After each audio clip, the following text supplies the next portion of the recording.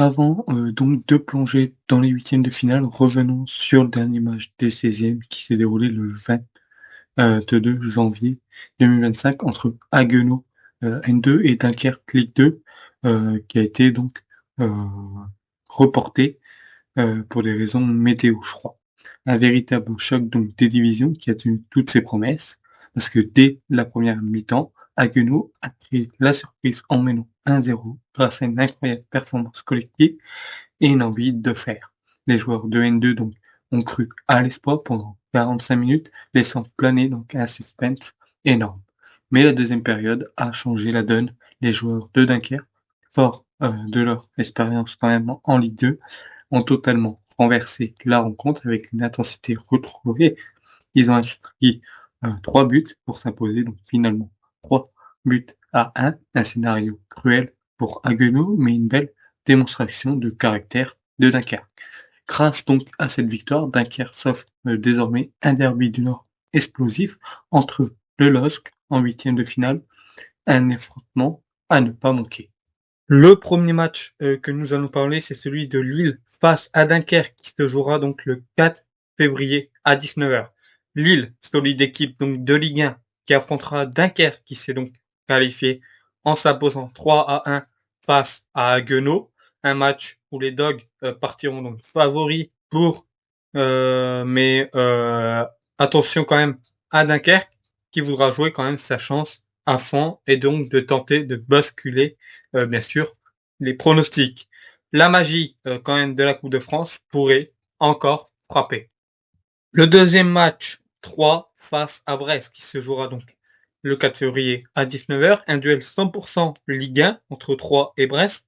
Les deux équipes se connaissent donc très bien et auront à cœur donc de briller dans cette compétition. Brest en bonne forme quand même cette saison, on peut le dire quand même, pourrait partir légèrement favori, mais 3 aura quand même l'avantage de jouer à domicile, un match serré à prévoir.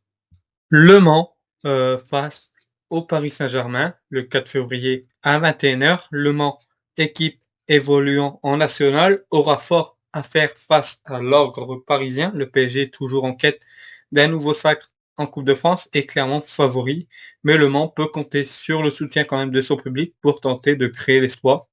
Un David contre Goliath captivant. En plus, le PSG a eu quand même du mal face quand même à l'équipe en 16e de finale, hein, on se rappelle, voilà, qui n'a pas lâché, peut-être un peu vers la fin, mais voilà, le niveau a un peu joué aussi avec le cardio. Strasbourg face à Angers le mercredi 5 février à 20h45. Strasbourg accueille Angers pour un affrontement 100% Ligue 1. Deux équipes en quête de constance cette saison qui voudront quand même poursuivre leur aventure dans cette compétition de la Coupe de France.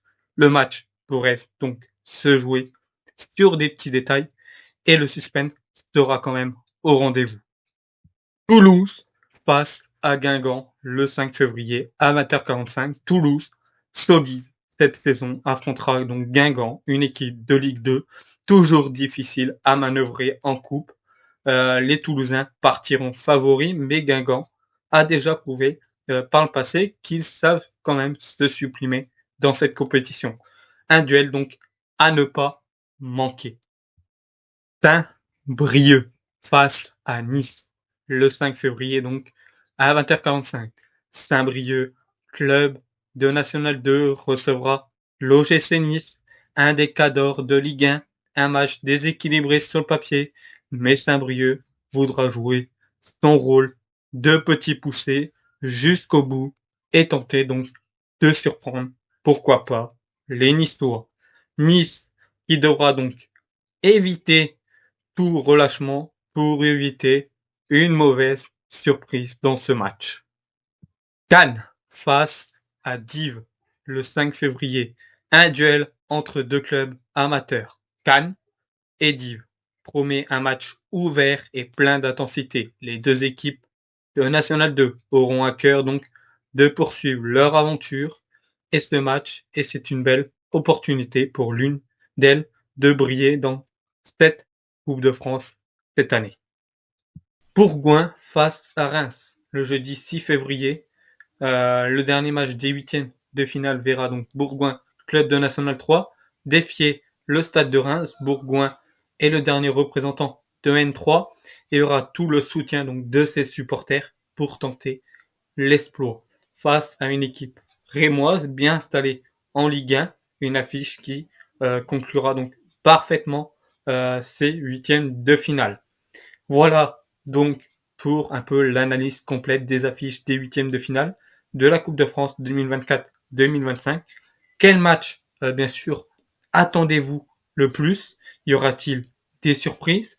Dites-moi tout en commentaire et surtout abonnez-vous pour suivre, pourquoi pas, la suite un peu de cette incroyable compétition qu'on parlera, voilà, après les huitièmes pour voir un peu les résultats et les tirages pour la suite de cette compétition. À bientôt donc pour de nouvelles analyses. Je vous dis à très vite. Salut tout le monde.